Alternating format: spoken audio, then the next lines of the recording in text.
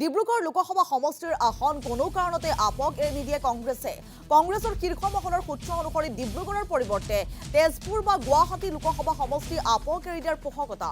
এই সিদ্ধান্তত আপ মান্তি নহলে বিৰোধী ঐক্য মঞ্চৰ পৰা ওলাই যাব লাগিব দলটো। নতুন দিল্লীত শীৰ্ষ নেতৃত্বৰ ইতিমধ্যে বৈঠকত এই সন্দৰ্ভত হৈছে বৃহৎ আলোচনা। পুনৰ পৰা আপোনালোকক এই মুহূৰ্তত জনাইছো এটা পলিটিকেল ব্ৰেকিং। ডিব্ৰুগড় লোকসভা সমষ্টিৰ আসন কোনো কাৰণতে আপক এৰি নিদিয়ে কংগ্ৰেছে। কংগ্ৰেছৰ শীৰ্ষ মহলৰ সূত্ৰ অনুসৰি ডিব্ৰুগড়ৰ পৰিৱৰ্তে তেজপুৰ বা গুৱাহাটী লোকসভা সমষ্টি আপক এৰি দিয়াৰ সম্ভাৱনা আছে। আৰু এই সিদ্ধান্তত আপ যদি মান্তি নহয় তেনেহলে বিৰোধী ঐক্য মঞ্চৰ পৰা ওলাই যাব লাগিব দলটো। আমি অধিক তথ্যৰ বাবে এই মুহূৰ্তত ফোনযোগে সংযুক্ত হৈছো আমাৰ জ্যেষ্ঠ সাংবাদিক অমৰেন্দ্ৰ ডেকাৰ সৈতে। অমৰেন্দ্ৰ, ডিব্ৰুগড় লোকসভা সমষ্টি এতিয়া কোনো কাৰণতে আপক এৰি নিদিয়ে কংগ্ৰেছে, আৰু নিশ্চিতভাৱে এই বিষয়টোক লৈ এতিয়া আপ আৰু কংগ্ৰেছৰ মাজত আউট লগাৰ কিন্তু সম্ভাৱনাই অধিক। এইখিনি মুহূৰ্তত এটা ডাঙৰ পলিটিকেল ব্ৰেকিং, বিশেষকৈ বিৰোধী ৰাজনীতিৰ কাৰণে বিৰোধী ঐক্য মঞ্চৰ কথা কৈ থকা হৈছিল। বিৰোধী ঐক্য মঞ্চৰ কথা চলি থকাৰ মাজতে আপে তিনিটা সমষ্টিৰ বাবে নিজাববীয়াকৈ প্ৰাৰ্থী ঘোষণা কৰিছিলে, প্ৰাৰ্থীৰ নাম ঘোষণা কৰিছিল। কিন্তু ইয়াৰ পিছতে দিল্লীত অনুষ্ঠিত হৈছিল এখন বিশেষ বৈঠক। প্ৰদেশ কংগ্ৰেছৰ সভাপতি ভূপেন বৰাকে ধৰি কেইবাগৰাকী শীৰ্ষ নেতৃত্ব উপস্থিত আছিলে। AICCৰ লগত এই আজি বৈঠক অনুষ্ঠিত হৈছিল, আৰু তাৰ পিছতে এই বৈঠকত এই প্ৰসংগটো লৈ আলোচনা চলিছে। আৰু আমাৰ হাতত ভিতৰৰ কিছু তথ্য আমাৰ হাতত আহি পৰিছে।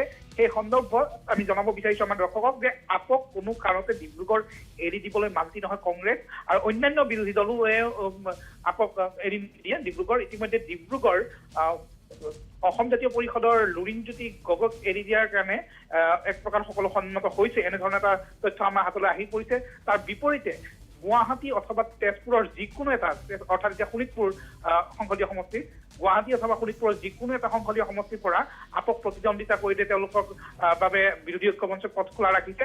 আৰু এই কথাখিনিত যদি আপে অমান্তি হয়, তেওঁলোকে তিনিটাকৈ থাকে, তিনিটাৰ ফলতে তেওঁলোকে তিনিটা সমষ্টিতেই প্ৰাৰ্থী দিয়া পক্ষপাতি হৈ থাকে, তেতিয়াহ'লে বিৰোধী ঐক্যত ভাঙোন ভাঙিব, আৰু তেনে ক্ষেত্ৰত আপ ওলাই যাব পাৰে বিৰোধী ঐক্য মঞ্চৰ পৰা। তেনেধৰণৰ প্ৰসংগ আহি পৰিছে, অৰ্থাৎ বল এতিয়া আপৰ কৰ্তলৈ ঠেলিছে। তাৰ সমান্তৰালভাৱে আৰু এটা খবৰ আমি আমাৰ দৰ্শকক দিব বিচাৰিছো যে এই মুহূৰ্তত বৰপেটা লোকসভা সমষ্টি পুনৰ বৰপেটা লোকসভা সমষ্টিক লৈ কিছু আলোচনা হৈছিলে, আৰু CPIM চৰ্ত সাপেক্ষে এৰি দিবলৈ সন্মত হৈছে বিৰোধী ঐক্য মঞ্চই।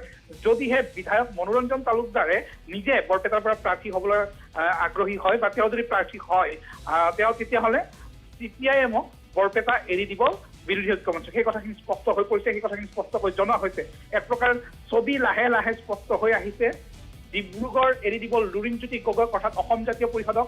বৰপেটা মনোৰঞ্জন তালুকদাৰ প্ৰাৰ্থী হ'ব পাৰে বিৰোধী ঐক্য মঞ্চৰ CPIMৰ নেতা বিধায়ক মনোৰঞ্জন তালুকদাৰ। ঠিক সেইদৰে আপক গুৱাহাটী অথবা শোণিতপুৰৰ পৰা যিকোনো এটাৰ পৰা প্ৰতিদ্বন্দ্বিতাৰ কাৰণে আহ্বান জনাইছে। আৰু ইয়াত যদি মান্তি নহয়, তেওঁলোকে যদি এই কথাৰ অমান্তি হৈ বিৰোধী ঐক্য মঞ্চৰ পৰা ওলাই যাব বিচাৰে, তেতিয়াহ'লে সেই পথো তেওঁলোকৰ বাবে খোলা ৰাখিছে, অৰ্থাৎ এক প্ৰকাৰ কঠোৰ স্থিতি গ্ৰহণ কৰিছে আজি বৈঠকখন, কালি হৈ যোৱা বৈঠকখনত। এই তথ্য আমাৰ হাতত আহি পৰিছে, আৰু আমি আমাৰ দৰ্শকক জনাইছো এই মুহূৰ্তত যে ডিব্ৰুগড় এৰি নিদিয়ে, এই কথাখিনি স্পষ্ট হৈ গৈছে।